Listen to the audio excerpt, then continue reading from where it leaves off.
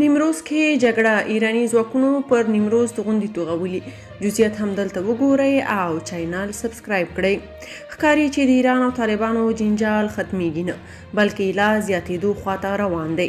په نیمروز کې محلي سرچینې د طالب ځواکونو او ایراني پولیسو ترمنځ د جګړې د رامنځته کېدو خبر ورکوي.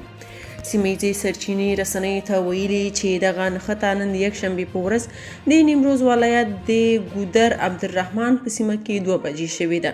د سرچینې د معلوماتو له مخې اوس هم د طالبانو او ایراني پولیسو ترمنځ جګړه روانه ده او دواړه لوري له سپکو او درنو وسلو کار اخلي. د سرچینې د معلوماتو له مخې د ایران پولیسو ځواکونو د نیمروز ولایت په مرکز زرنج ښار کې د طالبانو پر امنیه قومندانۍ هم توغندۍ توغولي چې عامه ځایونو کې لګېدلي دي.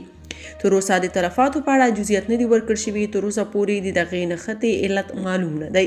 په نیمروز ولایت کې د ایراني پولیسو او طالبانو طالبانو ترمنځ جګړه بې سارې نه ده. تر دې وړاندې هم د دواړو لورو ترمنځ نښتې شوي دي.